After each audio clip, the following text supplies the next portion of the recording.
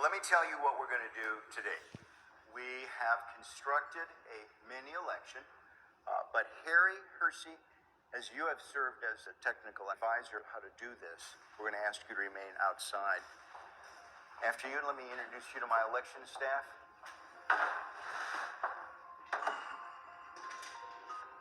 To ensure that we've not prepared some sort of a device that has been pre-rigged, pick the number, and then we'll grab that unit, and that will be the device that we will count the ballots on. I just feel like this is the one. Okay, and the winner is Unit 15191. 5191. What we have here is a programmed optical scan ballot. There is only one question on this ballot. Can the votes on the Diebold system be hacked using the memory card?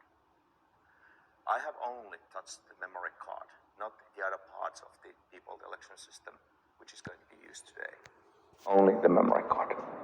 And I can certainly speak for myself and Harry, and that we're going to vote yes. All right, then let's have the rest of us vote no. Two individuals, Hugh and Harry, will be voting yes. The rest of us will be voting no. And then we'll scrutinize the ballots afterwards to ensure that that is indeed the mark. I will say that I'm wrong and Diebold is right, and I'm going to say no, they cannot be hacked. It's impossible. So I vote no. I'm going to film myself voting. Excuse me. I'm going to mark this ballot no.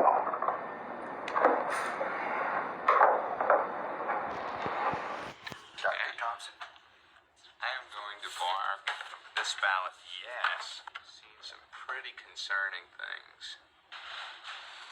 Well, it's down to you're the last voter, Harry. All right. I think it could be. So I vote for yes. You will be the second yes. All right. Here is the memory card I have touched. Okay. Now, this is the only piece of Diebold equipment that you've used. That's correct. Well, thank you.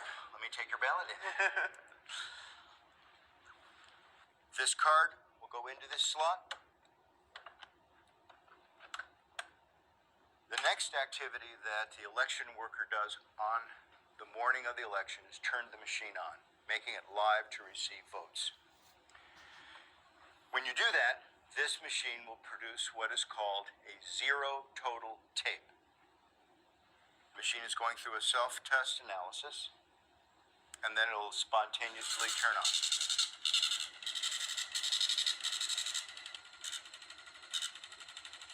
This is Harry's card that is telling us that there are 0 votes stored in the memory. Okay, let me get the ballots. Let's insert a yes ballot. We're going to put in another no. 7. The last no ballot. 8. Placing the ender card in this device and telling it to turn off its counting function and do its reporting function will now cause the voting machine to print out a tape reading the number of votes that it had just read.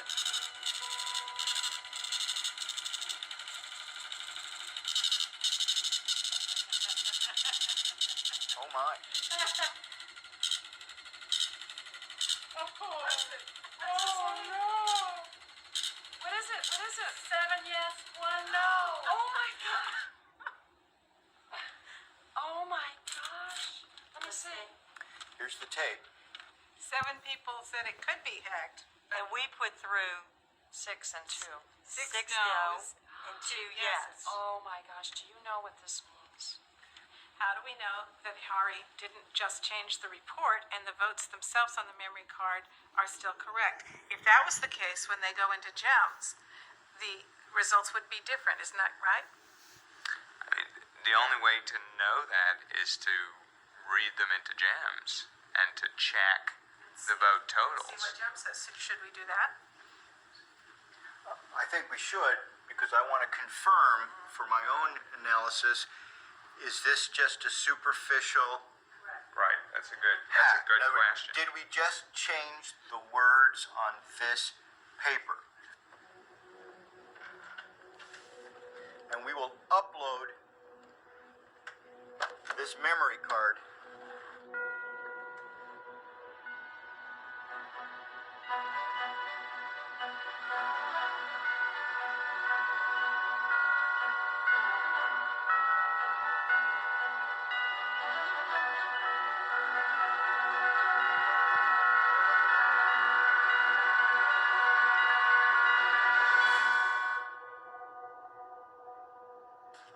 if I had not seen what was behind this, I'd have no reason not to. I would have certified this election as a true and accurate result of a vote.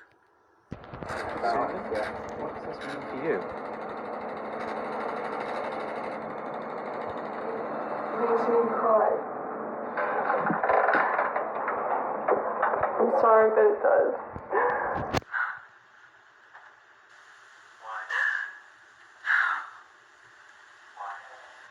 There's so many reasons.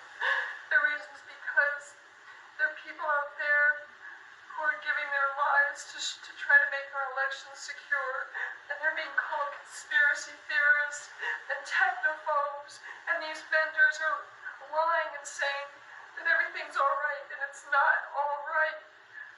And I'm crying because quote somebody that I know who said that it's as though our country is one country pretending to be another country. How can this be happening to our elections?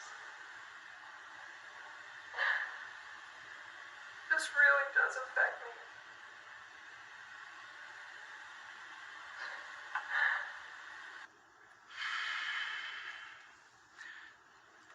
I don't know exactly how to describe what I saw here.